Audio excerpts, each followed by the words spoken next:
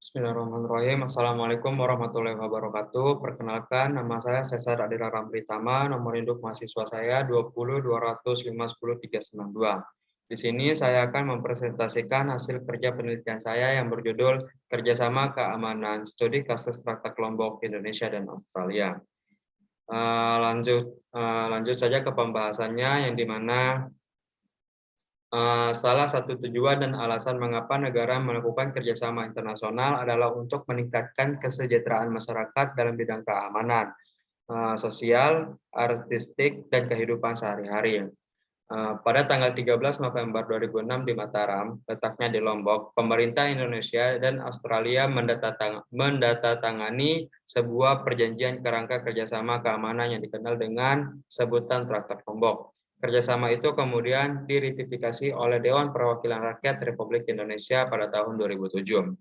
Kerjasama ini sebenarnya juga mencakup kerjasama pertahanan keamanan dalam bidang maritim, pemberantasan terorisme, penegakan hukum, pemusnahan penyebaran senjata, pemusnahan massal, dan juga tanggap darurat bencana alam. Jadi, apabila melihat masih adanya beberapa perselisihan dari peristiwa yang terjadi antar kedua negara tersebut, maka perlu diketahui bagaimanakah sebenarnya efektivitas Traktat Lombok sebagai perjanjian kerjasama keamanan dan pertahanan dalam mencegah dan menanggulangi perselisihan yang terjadi. Dalam penelitian saya membahas tentang poin-poin di dalam kesepakatan Australia dalam Traktat Lombok. Yang pertama, pada saat itu yang menjabat Menko Polhukam adalah Susilo Bambang Yudhoyono. Beliau menyatakan bahwa untuk mendapat memberantas ancaman keamanan baik yang bersifat tradisional maupun non-tradisional, maka kedua negara perlu meningkatkan kemampuannya. Kemudian digagasnya Joint Declaration on Comprehensive Partnership between the Republic of Indonesia and Australia.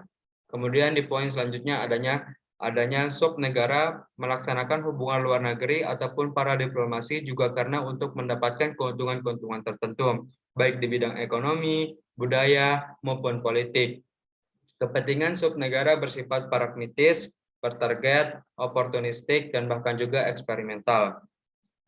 Di poin selanjutnya terdapat adanya faktor regionalisasi hadir setelah dibentuknya ASEAN Community. Nah, pada tahun 2015, ASEAN Community atau Masyarakat ASEAN merupakan upaya integrasi negara-negara Asia Tenggara dengan menciptakan masyarakat maju, damai, dan makmur yang dipersatukan oleh hubungan kemitraan yang dinamis.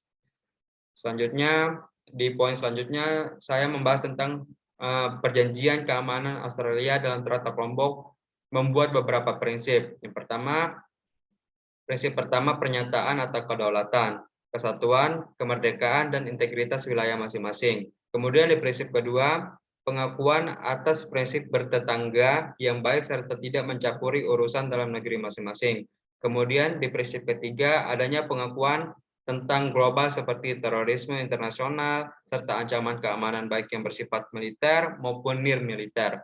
Pernyataan tersebut tercantum dalam pasal 3 ayat 2 dan 18 yang berbunyi, saling menghormati dan mendukung kedaulatan, integritas teritorial, kesatuan nasional, dan kemerdekaan politik masing-masing, dan juga dan intervensi terhadap urusan yang dalam negeri satu sama lain dan kedua belah pihak, sesuai dengan hukum nasional dan kewajiban internasional yang berlaku. Next, pembahasan selanjutnya. Oke. Sebelumnya, tadi saya menjelaskan tentang poin-poin Australia dan perjanjian Traktat Lombok. Sekarang akan membahas tentang perbedaan persepsi Indonesia dan Australia, yang dimana dapat dilihat bahwa Indonesia dan Australia berbeda dalam banyak hal.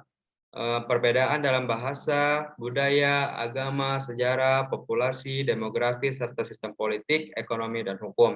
Umumnya, negara yang bertetangga memiliki banyak persamaan, setidaknya dalam beberapa karakteristik. Tetapi, Indonesia yang merupakan negara kepulauan dan Australia yang merupakan negara kontinental memiliki perbedaan yang sangat banyak. Kadangkala perbedaan budaya sering dijadikan sebagai justifikasi untuk masalah yang tidak bisa diselesaikan dalam hubungan luar negeri. Nah, ini artinya bahwa dalam kerjasama dalam bidang apapun ternyata persepsi sangat berpengaruh terhadap keberhasilan sebuah kerjasama internasional. Persepsi inilah yang menentukan tindakan dan sikap yang diambil terhadap pihak lain. Dalam konteks kerjasama keamanan, pertahanan antara Indonesia dan Australia, persepsi yang berbeda tentu akan menyulitkan untuk mengimplementasikan kerjasama itu sendiri. Nah, tujuan dari kerjasama keamanan Traktat Lombok tidak akan berhasil efektif apabila Australia memiliki persepsi yang negatif terhadap negara kita, Indonesia.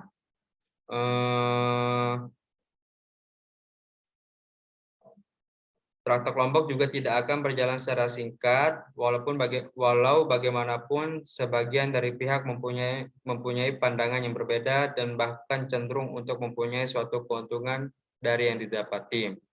Selanjutnya, membahas tentang di hasil kerja saya membahas tentang strategi asimetri Australia dalam Traktat Lombok. Yang pertama, negara Australia dalam melakukan perjanjian bilateral adalah dengan melakukan pendekatan yang berdimensi positif, di mana dari tujuan yang hendak kedua negara capai ini adalah tujuan bersama. Kemudian yang kedua, dalam perjanjian Traktat Lombok ini perlu kita pahami bahwa negara menginginkan adanya hubungan bilateral terhadap negara tetangga, baik dari sektor keamanan, maritim, maupun penerbangan melalui udara. Traktat Lombok ini juga mendapatkan tanggapan yang cukup baik. Kemudian strategi selanjutnya adanya pembuatan kesepakatan terhadap penangkapan terorisme, perdagangan manusia, penyelundupan imigrasi ilegal, dan penangkapan ikan yang tidak memiliki izin. Kemudian di strategi selanjutnya adanya dilakukan melalui pendekatan cyber security. Proses kerjasama ini, negara akan saling berunding dan bernegosiasi mengenai masalah yang dihadapi yang nantinya akan menghasilkan kesepakatan, perjanjian maupun kebijakan sebagai reaksi untuk menyelesaikan masalah yang dihadapi. Selanjutnya, kesimpulan. Oke, dari semua yang saya paparkan tadi, kesimpulannya pemerintah daerah baik provinsi, kabupaten, atau kota dapat memanfaatkan kebijakan besar politik luar negeri Indonesia. Mematakan prioritas politik luar negeri Indonesia menjadi langkah utama dalam mengambil manfaat dengan sinkronisasi prioritas kebijakan luar negeri. Kebijakan poros maritim dunia misalnya, dapat kemudian diambil manfaat oleh pemerintah daerah, misalnya dalam hal penguatan dan mendorong industri lokal untuk masuk dan menjadi pemain dalam perdagangan global.